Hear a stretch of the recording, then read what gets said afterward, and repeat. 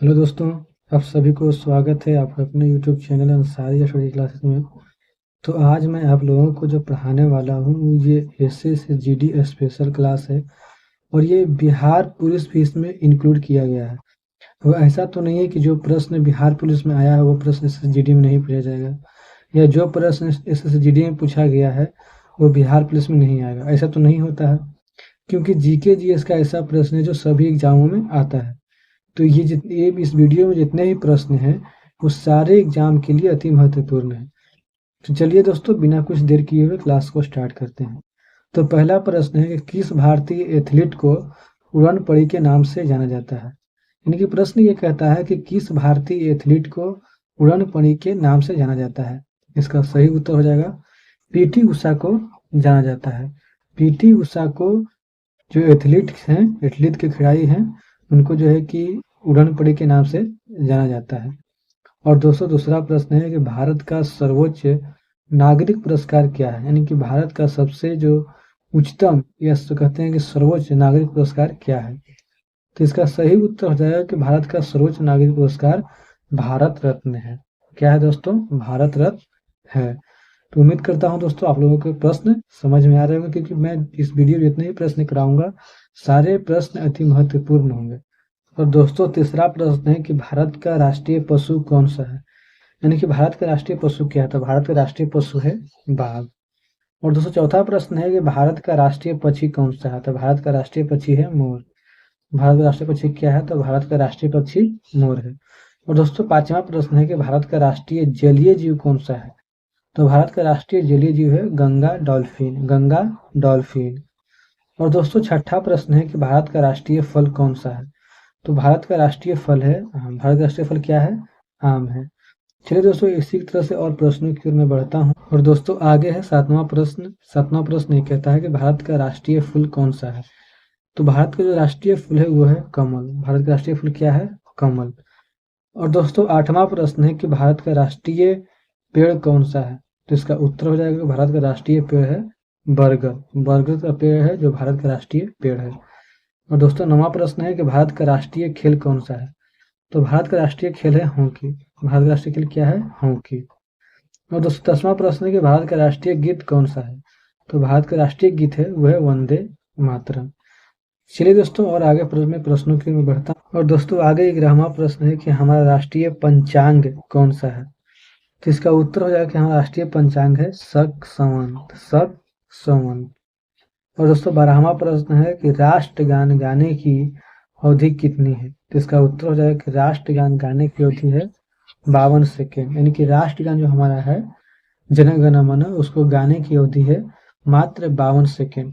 लेकिन 1 सेकेंड का और अतिरिक्त समय दिया जाता है सांस लेने के लिए। चलिए 13वें प्रश्न की ओर मैं बढ़ता हूँ। तो 13वां प्रश्न ये कहता है कि भारत के राष्ट्रीय झंडे की लंबाई और चौड़ाई में कितना अनुपात होता है।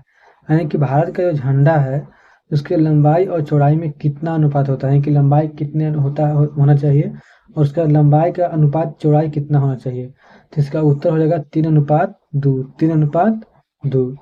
तो चलिए दोस्तों, और आगे प्रश्न की ओर बढ़ता हूँ। और दोस्तों, आगे है 14वां प्रश्न कि भारत का राष्ट्रगान किसने लिखा।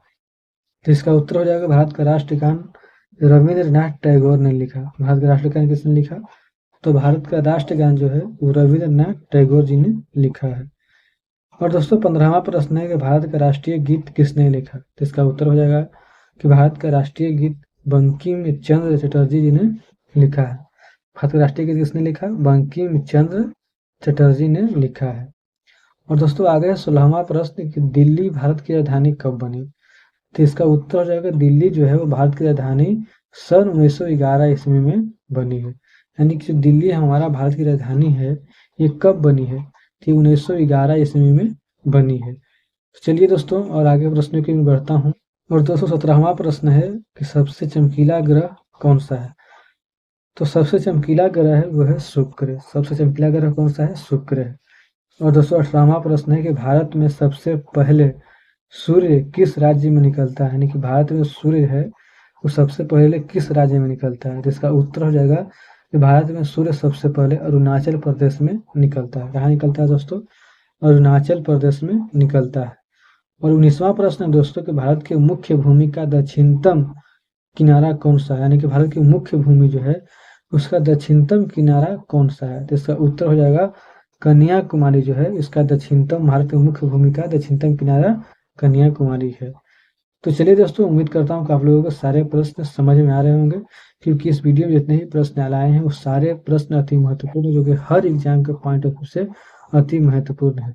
चलिए दोस्तों, और आगे मैं बढ़ता हूँ। और दोस्तों आगे है 20वां प्रश्न कि पंजाबी भाषा की लिपि कौन सी है, यानी कि पंजाबी भाषा की लिपि कौन सी है? तो इसका उत्तर हो जाएगा कि पंजाबी भाषा की जो लिपि है वो है गुरुमुखी।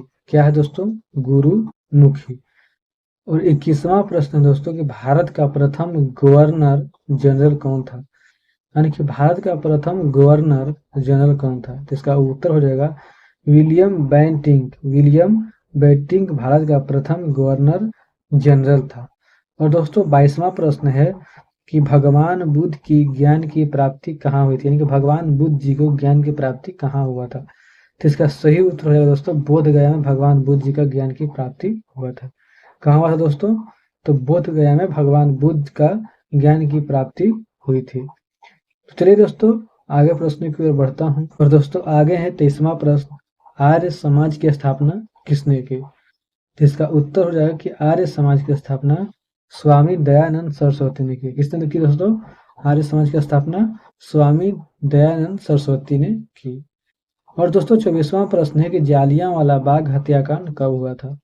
तो इसका उत्तर हो जाएगा कि जालियांवाला बाग हत्याकांड सन 1919 ईस्वी में हुआ था, जो मतलब जालियांवाला बाग जो है वो अमृतसर में पड़ता है। और दोस्तों 25वां प्रश्न है कि विश्व कैंसर दिवस कब मनाया जाता है? तो विश्व कैंसर दिवस 4 फरवरी को मनाया जाता है। कब मनाया जाता है दोस्तों? तो विश्व कैंसर दिवस 4 फरवरी को मनाया जाता है। तो ठीक है दोस्तों, और मैं आगे इस तरह से प्रश्नों की ओर बढ़ता हूँ।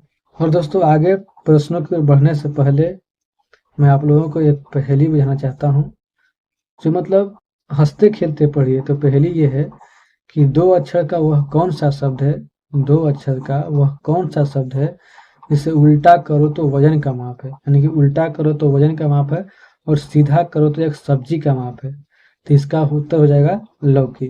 अब लौकी सीधा है तो सब्जी हो गया, इसको उल्टा करो तो लौकी, यानी कि सोच मतलब उत्तर हो गया किलो। तो किलो सीधा है तो एक माप हो गया, और इसको उल्टा किए तो लौकी बन गया, सब्जी का हो गया। तो यही प्रश्न मतलब कहता है पहले कि 2 अक्षर का वह कौन सा शब्द जिसे उल्टा करो तो वजन, यानी कि उल्टा किया गया तो वजन, और उसे सीधा करो तो एक सब्जी, यानी कि उल्टा ये है तो वजन हो गया, और सीधा किया गया तो ये क्या बन गया?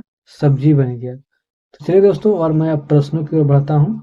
ये बस मैं एक तरह से आपको लोगों को बता दे कि मतलब ये कुछ सीखने के लिए मतलब इसको बता दीजिए, हमको मतलब लगा कि आप लोगों को बताना चाहिए। तो ठीक है, और आगे मैं प्रश्नों की ओर बढ़ता हूँ। और दोस्तों आगे है 26वां प्रश्न कि विश्व गुलाब दिवस कब मनाया जाता है, यानी कि विश्व गुलाब दिवस कब मनाया जाता है? तो इसका उत्तर हो जाएगा विश्व गुलाब दिवस 12 फरवरी को मनाया जाता है। विश्व गुलाब दिवस कब मनाया जाता है? तो विश्व गुलाब दिवस 12 फरवरी को मनाया जाता है।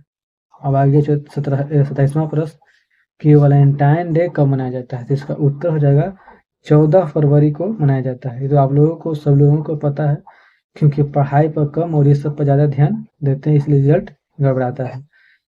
चलिए 28वां प्रश्न ये कहता है कि राष्ट्रीय विज्ञान दिवस कब मनाया जाता है? तो राष्ट्रीय विज्ञान दिवस 28 फरवरी को मनाया जाता है। राष्ट्रीय विज्ञान दिवस कब मनाया जाता है? तो राष्ट्रीय विज्ञान दिवस 28 फरवरी को मनाया जाता है। और दोस्तों 29वां प्रश्न है कि अंतर्राष्ट्रीय महिला दिवस कब मनाया जाता है? तो इसका उत्तर हो जाएगा अंतर्राष्ट्रीय महिला दिवस 8 मार्च को मनाया जाता है। अंतर्राष्ट्रीय महिला दिवस कब मनाया जाता है? तो अंतर्राष्ट्रीय महिला दिवस 8 मार्च को मनाया जाता है। और दोस्तों 30वां प्रश्न है कि विश्व टीबी दिवस कब मनाया जाता है? तो विश्व टीबी दिवस 24 मार्च को मनाया जाता है। विश्व टीबी दिवस कब मनाया जाता है? तो विश्व टीबी दिवस 24 मार्च को मनाया जाता है। और दोस्तों 31वां प्रश्न है कि विश्व तंबाकू निषेध दिवस कब मनाया जाता है, यानी कि विश्व तंबाकू निषेध दिवस कब मनाया जाता है? इसका उत्तर हो जाएगा कि विश्व तंबाकू निषेध दिवस 31 जुलाई को मनाया जाता है। कब मनाया जाता है दोस्तों? 31 जुलाई को मनाया जाता है। और दोस्तों 32वां प्रश्न है कि 1947 में भारत से अलग होने वाला देश का नाम क्या है, यानी कि जब देश का बंटवारा हुआ था उसी समय अगर भारत से देश अलग हुआ था उस देश का नाम क्या है? इसका उत्तर हो जाएगा उस देश का नाम पाकिस्तान है। क्या नाम है दोस्तों? पाकिस्तान है। तो ठीक है दोस्तों, और मैं आगे प्रश्न की ओर बढ़ता हूँ।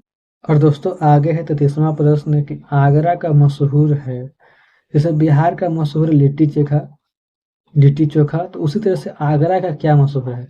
तो इसका उत्तर हो जाएगा कि आगरा का मशहूर है पेठे। कुछ होता होगा, हम खाए नहीं हैं, जो आगरा से होंगे वो बताएंगे कि पेठे कैसा होता है।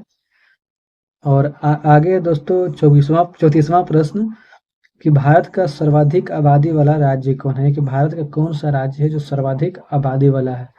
तो इसका उत्तर हो जाएगा उत्तर प्रदेश जो है वो भारत का सर्वाधिक आबादी वाला राज्य है। सर्वाधिक आबादी वाला राज्य कौन सा है तो भारत का, तो वो है राज्य उत्तर प्रदेश। और दोस्तों 35वां प्रश्न है कि पंकज का अर्थ क्या होता है? तो पंकज का अर्थ होता है कमल। पंकज का अर्थ क्या होता है? कमल।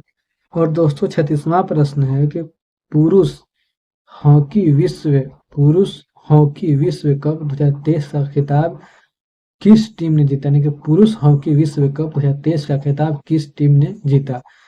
तो इसका उत्तर हो जाएगा कि इसका खिताब जर्मनी ने जीता। कौन जीता? जर्मनी ने जीता।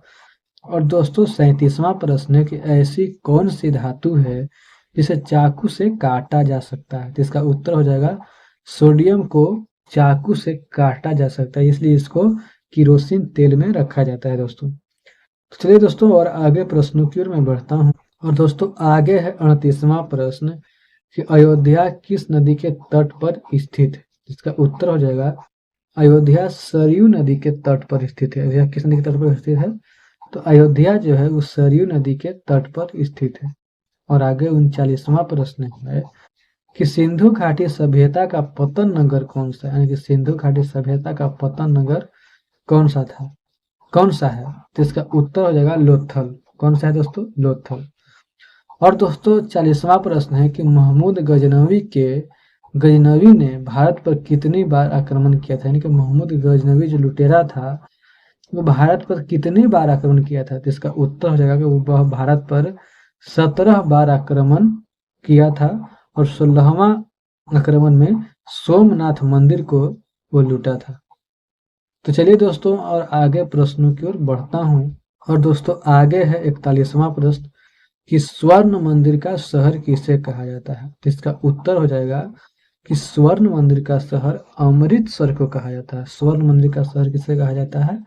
तो स्वर्ण मंदिर का शहर अमृतसर को कहा जाता है। और 42वां प्रश्न दोस्तों कि हवा महल किस राज्य में स्थित है? तो इसका उत्तर हो जाएगा कि हवा महल वो जयपुर राज्य में स्थित है।